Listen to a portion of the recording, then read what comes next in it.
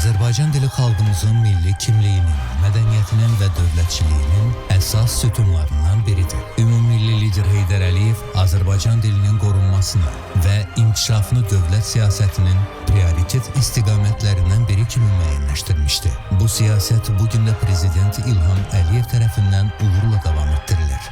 Bugün də qorumalıyıq. Azərbaycan dilinin saflığını biz təmin etməliyik. Buna görə də təhsil sistemində Azərbaycan dilinin təbliği və düzgün öyrədilməsi xüsusi əhəmiyyət daşıyır.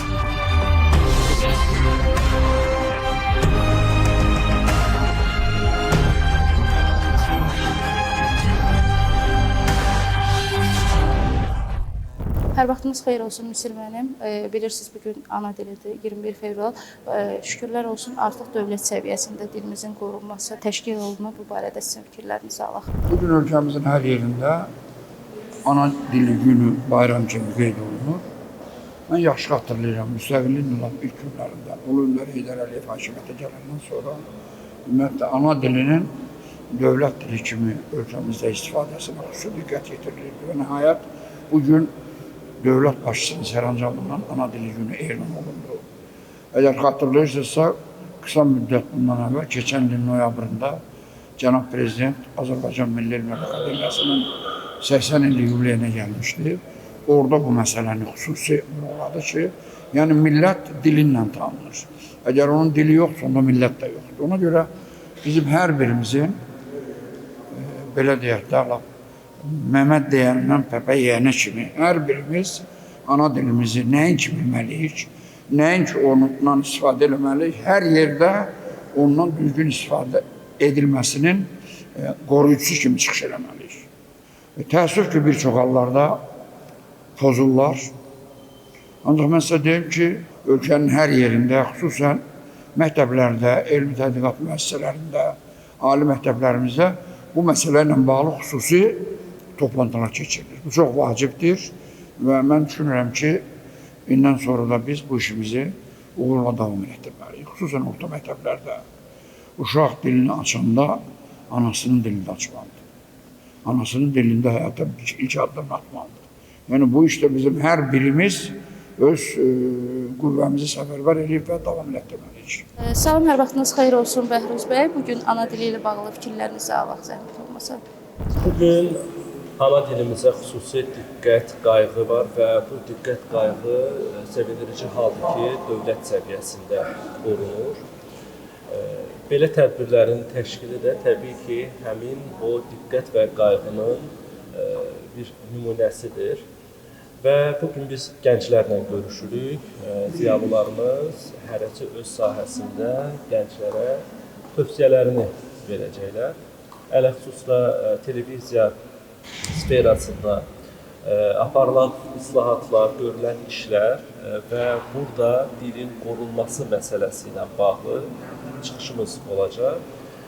Düşünürəm ki, televiziya ana dilinin, Azərbaycan dilinin qorunması, təşviq edilməsi, öyrədilməsi baxımından mühüm əhəmiyyətə malikdir. Bəli, bu sahədə kifayət qədər problemlər var, amma sevindirici haldır ki, Azərbaycan televiziyası, mədəniyyət kanalı kimi televiziyalarımız var ki, burada Azərbaycan dilinin norma və prinsipləri qorunur.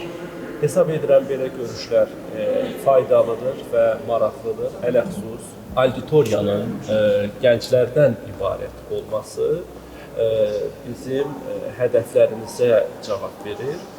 Çünki gənclər üzərində iş həm də gələcəyə addımdır. Təşəkkür edirəm dəvətiniz üçün və inanıram ki, maraqlı bir görüş olacaq, eyni zamanda qətlənmə.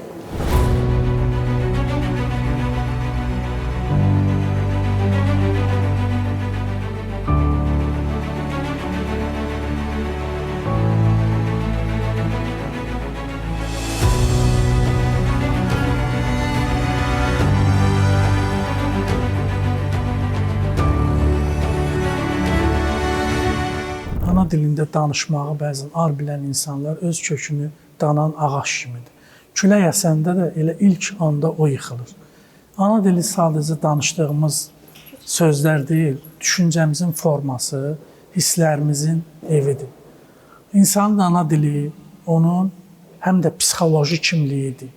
Bu günlərin biz Azərbaycan vətəndaşı olaraq həmişə dilimizi qorumalıyıq, dilimizin keşiyində durmalıyıq. Cənab möhtərəm prezidentimiz ana dili haqqında sərəncam imzalayıb, dilimizin qorunması yolunda gözəl işlər görür. Dünya beynəlxalq platformalarda Azərbaycan dilini gözəl təmsil edir. Çox gözəl Azərbaycan dilində natiqlik eləyib. Bizə bir nümunə göstərir. Bu günlərim Azərbaycan müəllimlərinin də üzərinə çox böyük bir yük düşübdür, məsuliyyət düşüb. Azərbaycan dilini gənclərimizə, övladlarımıza aşılamaq baxımından. Mən də düşünürəm ki, Azərbaycan dilimizi biz qorumalıyıq, keşiyində durmalıyıq, övladlarımızı hər zaman ana dilində danışmağa sövq eləməliyik. Mən həqiqətən də bir Azərbaycan vətəndaşı olaraq ümumiyyətlə gənclərimizin, xüsusən də yeniyetmələrimizin Azərbaycan dilinə, dövlətə, dövlətçiliyə bağlı olmasının böyük bir məna kəsb etdiyini vurğulamaq istərdim. Və məhz bildiyiniz kimi, az öncə qeyd etdiyim kimi, biz qan sahəsi üzrə olaraq insanlarla, xüsusən də gənclərlə ünsiyyətdə oluruq və hesab edirəm ki, o gənclərdir ki, bizim istər ana dilimizdə, istər təhsillərində, istər dəsə bilirsiniz ki, bizim 4500-dən yuxarı gənclərimiz, insanlarımız var ki, qan xəstəliyindən əziyyət çəkirlər.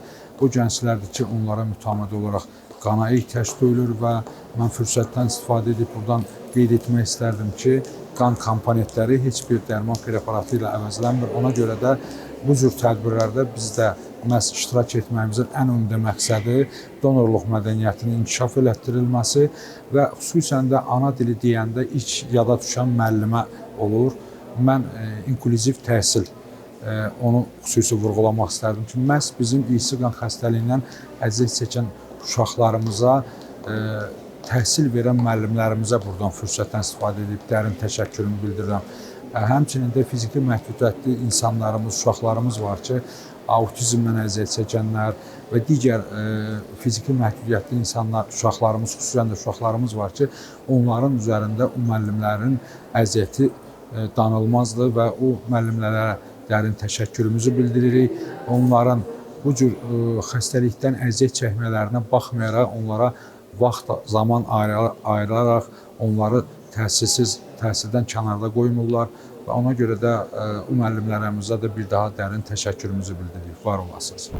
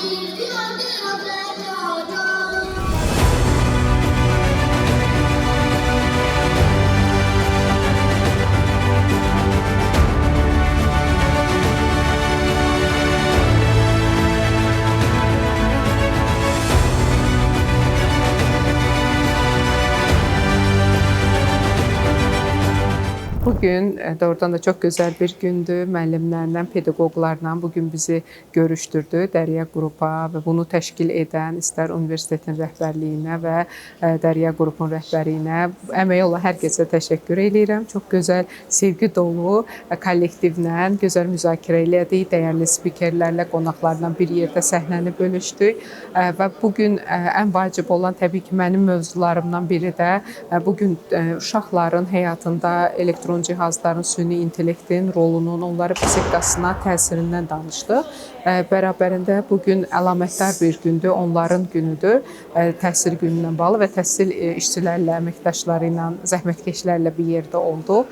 Xoş, verimli bir 3 saat idi, dolu-dolu və ətraflı fikir mübadiləsi oldu. Mən də özüm üçün maraqlı məlumatlar əldə elədim dəyərli mütəxəssislərdən. Düşünürəm, mən də öz çapımda, öz bacardığımı verməyə çalışdım, bölüşməyə çalışdım. İnşallah onlar da məmnun qaldılar. Çünki onların xoş münasibəti, sevgisi mənə bunları hiss elətdirdi. Həmişə belə gözəl layihələrdə, gözəl işlərə imza atılsın. Çünki Azərbaycanda gənclərin inkişafı üçün, təhsilin irəliyə getməsi üçün süni intellektin də rolu az deyil. Hər kəsə uğurlar. İnşallah növbəti layihələrdə də yenə görüşərik. Bu günləri biz təhsildə inkişaf forumu keçirdik və ana dili günü münasibəti ilə də həmçinin tədbirimizi qeyd etdik. Ana dili günü haqqında qısaca məlumat vermək istəyərdim ki, hər bir millətin onun kimliyi, mənsubiyyəti onun dili ilə bağlıdır. Ana dili də məhz bizim ən əhəmiyyətli, ən dərin və sarsılmaz bir hissəmizdir. Biz ana dili ilə bağlı bütün tədbirləri təşkil etməliyik. Ana dili elə bir dildir ki, bizim mənsubiyyətliyimiz, kimliyimizdir.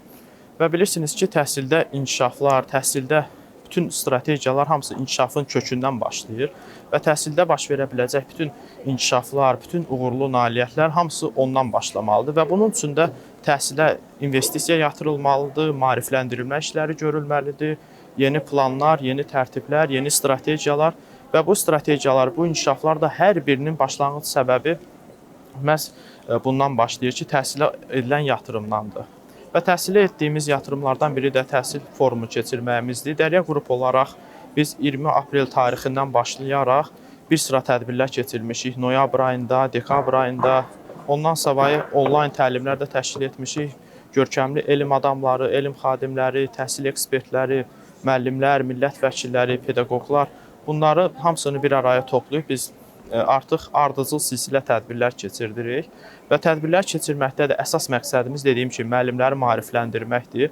Onların gələcəyin ən böyük investisiyasından biri olan təhsilə edilmiş bir investisiyadır. Bilirsiniz ki, ümumiyyətlə təhsilə edilən investisiya 5 il, 10 il sonra bəhrəsini verəcək bir investisiyadır və heç bir zaman batmayacaq bir investisiyadır. Necə ki, siz yaşayırsınız, təhsilə edəcəyiniz investisiya da onunla bir arada gedir və çalışın ki, sizə tövsiyəm də ondan ibarət ola bilər ki, bu tipli forumlara qatılın, maariflənin, sosiallaşın, fikir mübadiləsi aparın, aktiv olun, rəsmi sertifikatlardan faydalanın. Çünki sizin gələcək iş həyatınızda alacağınız rəsmi sertifikat xüsusi bir üstünlük təşkil eləyir və bunlardan da bacardığınız qədər yararlanmağa çalışın.